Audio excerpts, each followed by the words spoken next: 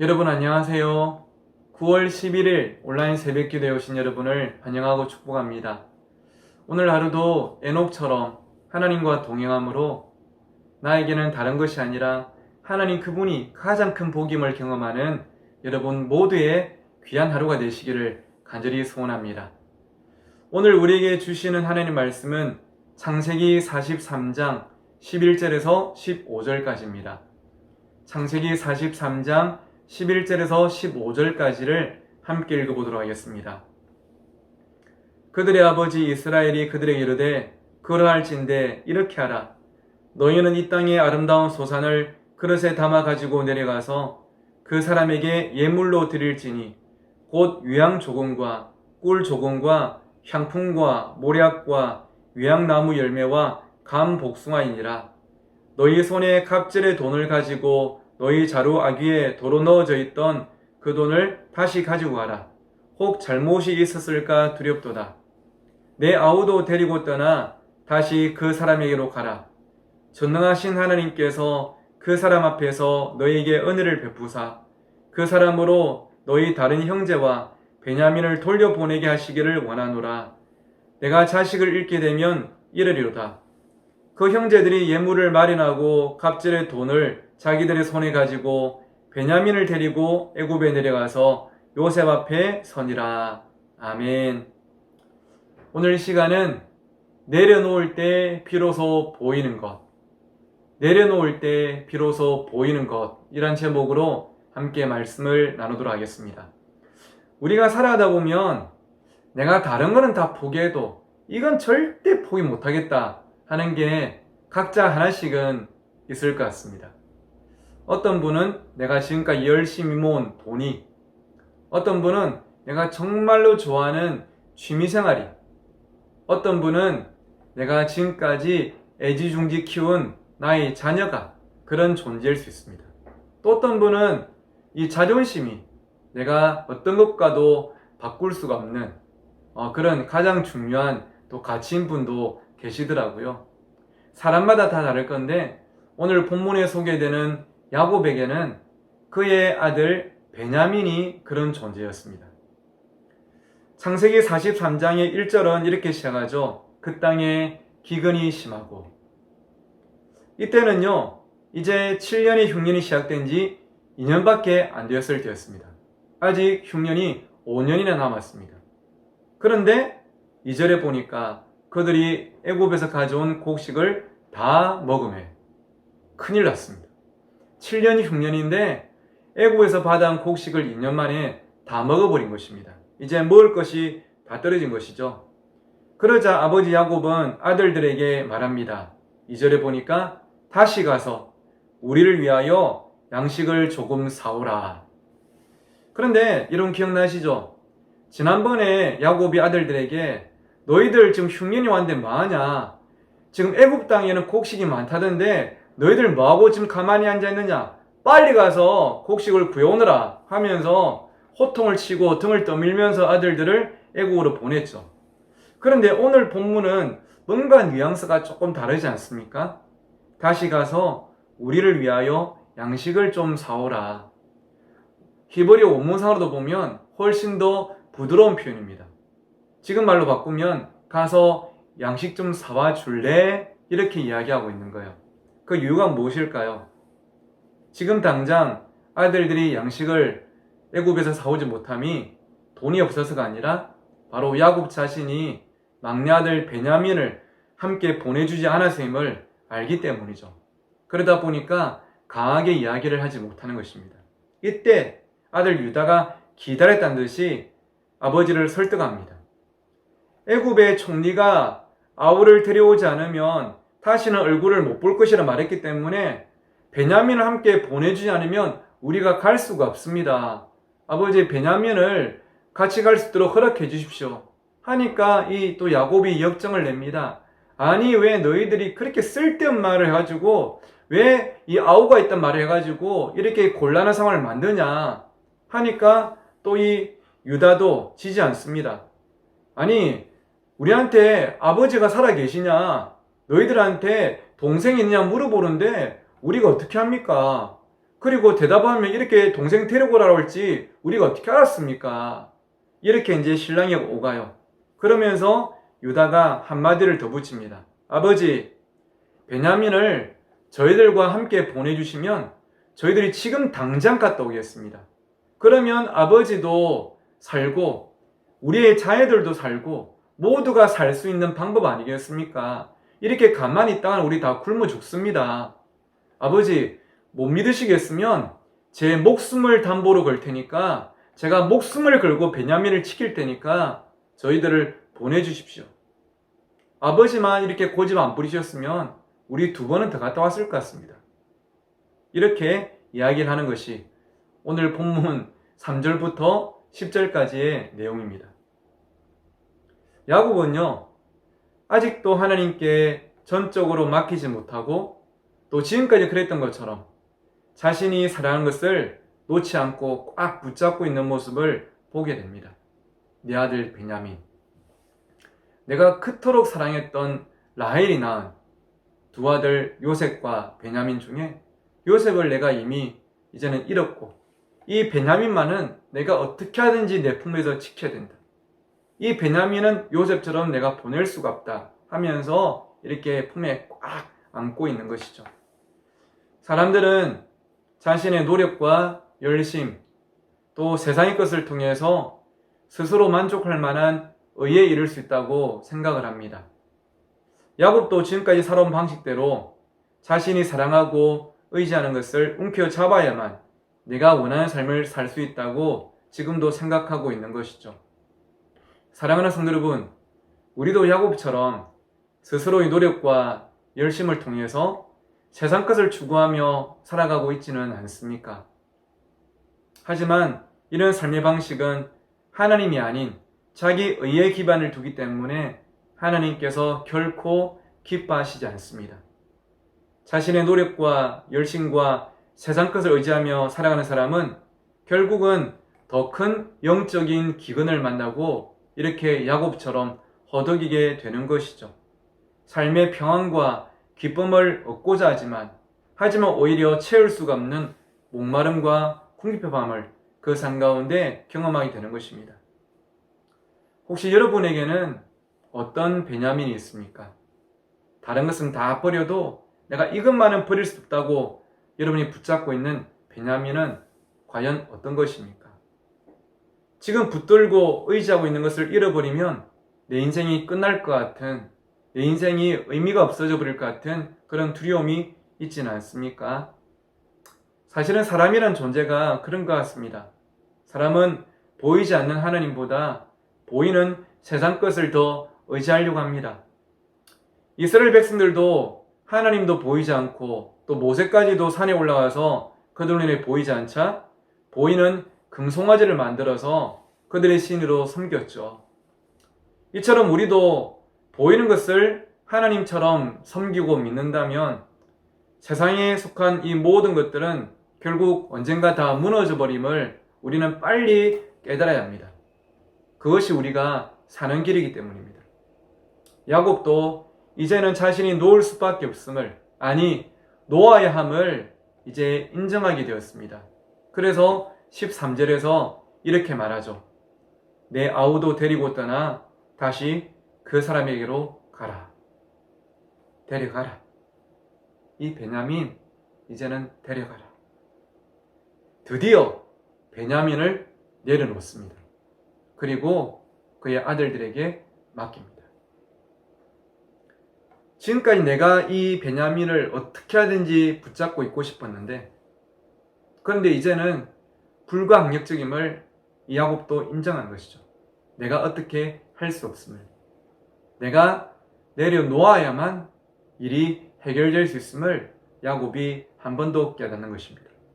그런데 여러분, 바로 이어서 이 13절에 바로 이어서 놀라운 표현이 소개되고 있는데요. 14절에 보니까 야곱이 이렇게 고백합니다. 전능하신 하나님께서 그 사람 앞에서 너희에게 은혜를 베푸사 그 사람으로 너희 다른 형제와 베냐민을 돌려보내게 하시기를 원하노라. 이것은 야곱의 기도예요. 뭐라고 기도하냐면 전능하신 하나님께서 지금 야곱의 시선이 자연스럽게 베냐민에게서 누구로 옮겨짐을 볼 수 있습니까? 바로 전능하신 하나님입니다. 야곱이 전능하신 하나님께 기도를 하고 있는 것이죠. 그런데 여러분, 이 기도가 언제 시작됐다고요? 꽉 잡고 있던 베냐민을 내려놓을 때 이 기도가 시작이 된 것입니다. 저는 이 부분이 오늘 말씀을 묵상하고 준비하면서 큰 깨달음이 되었는데요. 저는 하나님께서 수많은 성경 인물들을 통해서 우리에게 다양한 영적인 교훈을 주시는데, 이 야곱을 통해서 특별히 주시는 교훈이 뭐냐 하면 바로 내려놓을 때 비로소 보이는 것이 있다는 것입니다. 야곱은 내려놓음의 삶의 연속이었습니다. 그의 1차 내려놓음은 바로 야복 강가에서였죠. 깊은 밤 홀로 있는 야곱에게 하나님께서 찾아가셔서 함께 씨름을 시작하십니다. 평생 발 뒤꿈치를 잡은 자란 이 이름에 걸맞게 살아온 야곱, 절대 2등을 할 수가 없고 절대 성공을 양보할 수가 없고 남들을 속이든지 어떻게 하든지 앞만 바라보고 달려갔던 야곱이 이 자리에서 하나님과의 씨름도 이기려고 발버둥을 칩니다. 그때 하나님께서 야곱의 환도뼈를 치시죠. 그가 하체가 풀리면서 하나님 앞에서 무릎 꿇게 됩니다. 내가 발 뒤꿈치를 잡은 자로서 야곱으로 살아온 그의 삶을 여기에서 처음으로 내려놓을 수밖에 없는, 지금 하나님이 나를 도와주지 않으시면 내가 할 수 있는 것이 아무것도 없는 그 상황에 몰리게 되죠. 근데 여러분, 이때가 야곱에게는 실패가 아니라 오히려 하나님께서 그에게 너는 이제 야곱이 아니라 이스라엘이다, 하나님과 겨루어 이긴 자다, 축복하시는 놀라운 기회가 된 것이죠. 오늘 야곱의 2차 내려놓음이 우리에게 보여지고 있습니다. 예전에 야복강에서 하나님 앞에서 자신의 자존심과 주권을 내려놓음으로 하나님의 축복을 경험했던 그 야곱이 오늘 이 순간 2차 내려놓음을 우리에게 보여주고 있는 것이죠. 베냐민은 야곱에게 자기 생명보다 더 소중한 존재였습니다. 저 애굽의 감옥에 있는 시므온이 들으면 기분 나쁠지는 모르겠지만 지금 사실 야곱은요, 시므온의 안부가 궁금한 게 아니에요. 어떻게 하면 이 베냐민을 지킬 수 있을지, 이 베냐민을 잃게 되진 않을지 노심초사하고 있는 것이죠. 근데 생각보다 야곱의 믿음이 썩 좋지는 않았던 것 같습니다. 무슨 말이냐면 성경에 보니까 창세기에 야곱이 하나님께 기도한 장면이 별로 나오지 않아요. 정말 믿음이 좋은 것 같은 사람인데 성경에 보니까 야곱이 하나님께 기도한 내용이 거의 나오지 않습니다. 야곱이 전능하신 하나님을 찾으면서 첫 번째로 기도했던 게 언제냐면 바단 아람에서 고향으로 돌아올 때 그가 에서를 만나기 전에 자신과 가족들을 지켜달라고 하나님께 드렸던 기도가 성경에 나오는 야곱의 첫 번째 기도였어요. 그리고 두 번째 기도가 바로 오늘 본문입니다. 두 번째 드리는 이 기도에서 그는 전능하신 하나님을 다시 찾고 있는 것이죠. 그때도 그랬고 지금도 그렇고. 언제 야곱의 기도가 시작됐다고요? 내려놓을 때였어요. 내가 꽉 잡고 있는 것을, 그의 자존심을, 나의 아들을 내려놓을 때 그는 저절로 하나님께 기도가 시작된 것입니다. 사랑하는 성도 여러분, 내려놓을 때 비로소 보이는 것이 있습니다. 바로 나의 삶 속에서 한 번도 떠난 적이 없으셨던 하나님, 그리고 지금부터 나를 도우실 하나님, 그 하나님이 내가 꽉 잡고 있던 것을 내려놓을 때 다시 비로소 보이기 시작하는 것이죠. 그리고 그를 도우신 하나님의 손길이 그의 삶에, 그의 가정 가운데 일하기 시작하십니다. 사람들이 평소 간절한 기도를 시작하는 타이밍이 언제 가장 많냐 하면 문제가 터지자마자 기도를 시작하는 분들도 계시지만 많은 경우가 내 힘으로는 도저히 안 될 때, 그래서 내려놓을 때 진정한 간절함이 담긴 기도가 시작이 되더라고요. 여러분, 혹시 기도의 문이 막혀 있습니까? 기도 응답이 없습니까? 그렇다면 지금 여러분 손에 내가 꽉 쥐고 내려놓지 않고 있는 것이 있지는 않는지 먼저 점검해 보십시오. 이것을 놓지 않으면 이것만 계속 눈에 들어옵니다. 나의 모든 에너지가 이것에만 집중이 됩니다.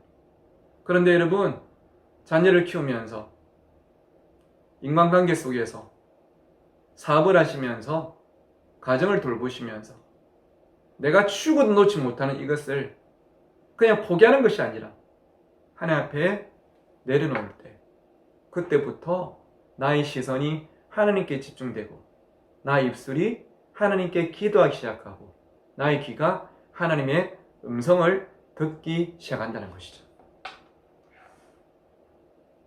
주먹을 쥐고 있으면요, 절대 다른 사람과 악수할 수가 없어요. 악수하려고 하면 어떻게 해야 됩니까? 손을 펴야 됩니다. 손을 펴야만 누군가의 손을 잡을 수가 있는 거예요. 우리 신앙생활도 마찬가지입니다. 내가 손에 꽉 쥔 것을 절대 놓지 않으려고 하면 하나님의 손길과 내 손길이 마주할 수 없어요. 하나님의 손길을 잡으려고 하면 내가 꽉 쥐고 있는 것을 펴고 놓아야만 그 손을 잡고 그분의 은혜를 경험할 수가 있는 것이죠. 내려놓으십시오.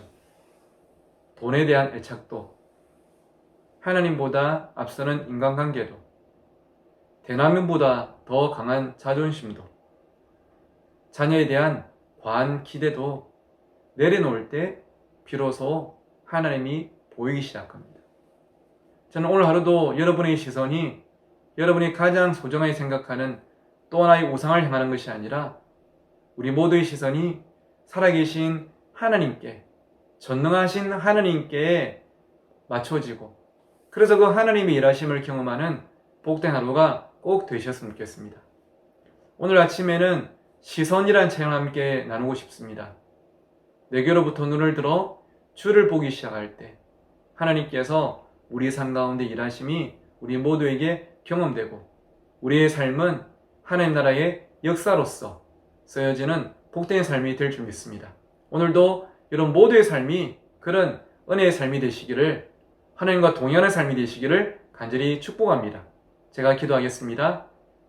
하나님 아버지, 내려놓을 때 비로소 보이는 것이 있음을 오늘도 우리가 말씀을 통해 깨닫습니다. 지금도 이것만은 내가 포기하지 못하겠고 이것만은 내려놓지 못하겠고 이것만은 양보하지 못하겠다 싶어서 꽉 쥐고 있는 우리의 돈과 우리의 취미와 우리의 자존심과 우리의 자녀, 그 모든 것들을 이 시간 겸손하게 야곱처럼 하나님께 내려놓게 하여 주시옵소서. 내가 내려놓으면 그것이 사라지는 것이 아니라 오히려 하나님께서 더욱더 가치 있게 써나가시고 붙잡아 주심을 기억하고 믿음으로 하나님께 맡길 수 있는 우리 모두가 되도록 도와주시옵소서. 오늘 하루도 우리의 문제를, 우리의 우상을 바라보고 묵상하는 것이 아니라 살아계시고 전능하신 하나님께 시선을 두고 그 하나님을 바라봄으로 믿음으로 승리하는 우리의 모두의 삶이 되도록 역사하여 주시옵소서. 감사하며 예수님의 이름으로 기도드립니다. 아멘.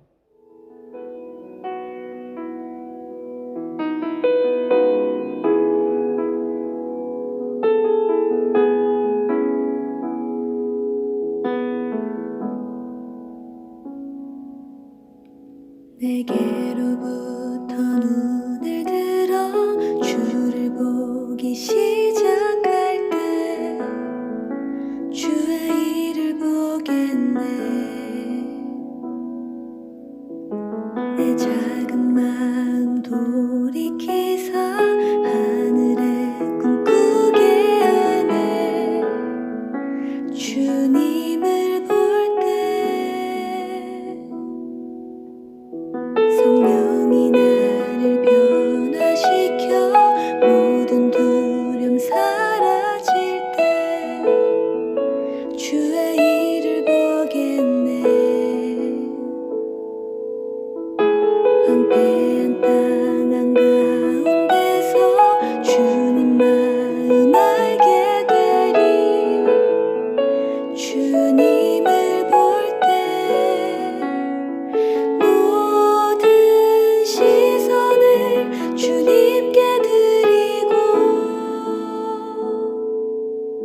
살아계신